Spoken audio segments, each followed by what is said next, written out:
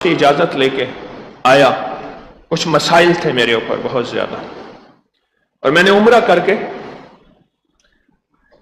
وہاں امریکہ عمرہ کرتے ہوئے امریکہ جانا تھا، وہیں مقیم ہے وہ، وہاں کے گرین کارڈ وغیرہ۔ آپ نے ایک نفل بتائے تھے کہ 2 رکعت نماز نفل پڑھنا، سورۃ فاتحہ کے بعد 21 بار سورۃ اخلاص، پھر رکوع سجدہ، پھر دوسری رکعت میں سورۃ فاتحہ کے بعد 21 دفعہ سورۃ اخلاص، اور یہ پڑھ کے سیدہ فاطمہ رضی اللہ تعالیٰ عنہ کی خدمت میں اس کا ثواب ہدیہ پہنچائیں اور ان سے عرض کریں کہ اپنے بابا سے میرا یہ کام تو کرا دیں۔ ہاں، روایات میں ہے، احادیث میں ہے کہ میرے آقا کو کوئی کام منوانا ہوتا تھا،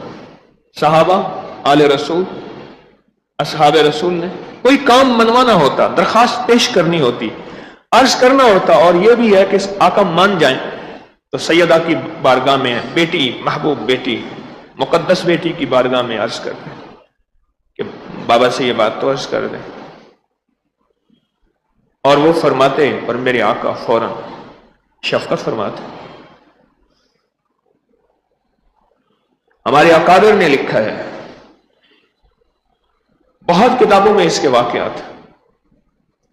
مجھے کہنے لگے کہ میں نے یہ پڑھا، ان نفل پہ احساس ہوا، یقین ہوا کہ یہ نفل اکسیر بے خطا ہیں، اور پھر کہا کہ 9/11 پہ میرے اوپر حالات آئے، میں داڑھی والا تھا،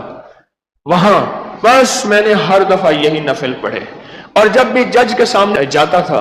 تو سارا جہان ایک طرف، ان کی ساری ایک طرف، جج کی ساری توجہ میری طرف ہوتی تھی، اور وہ کہتی تھی اس کا کوئی قصور نہیں، کیا ہے؟ اور میں باعزت 3 سال کے ان معاملات میں باعزت بری ہوا، اور صرف یہی چیز تھی، یہ 2 نفل تھے۔ مشکلات ہیں بہت زیادہ، غم دکھ بیان کیے، دعا فرما دے، فرمایا دعا بھی کرتا ہوں پر تجھے ایک تدبیر بھی بتاتا ہوں، دعا بھی کرتا ہوں پر تجھے ایک تدبیر بھی بتاتا ہوں۔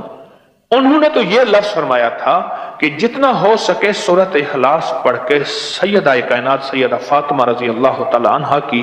روح پرفتوح کو ہدیہ کریں، اور ان سے عرض کریں کہ سیدہ آپ کے ابا حضور آپ کی بات نہیں ٹالتے تھے، سیدہ فاطمہ کی بات نہیں ٹالتے تھے۔ میں ایک بہت بڑے محدث کی بات کر رہا ہوں، بہت بڑے عظیم انسان کی بات کر رہا ہوں، بہت بڑے عظیم انسان کی۔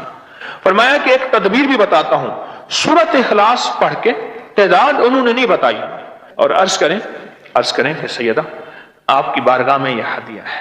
آپ کی بارگاہ میں یہ ہدیہ ہے، اور آپ اپنے والد حضرت محمد صلی اللہ تعالی وسلم کی روح کی بارگاہ میں میرا یہ کام کہیں، وہ اللہ سے عرض کریں اور اللہ یہ میرا کام کر دے، کیوں آپ کی سفارش آپ کے ابا نہیں ٹالیں گے۔ یقین جانیے دنیا کا کوئی ناممکن مسئلہ، مشکل مسئلہ، وہ رشتوں کا ہو، وہ رزق کا ہو، وہ صحت کا ہو،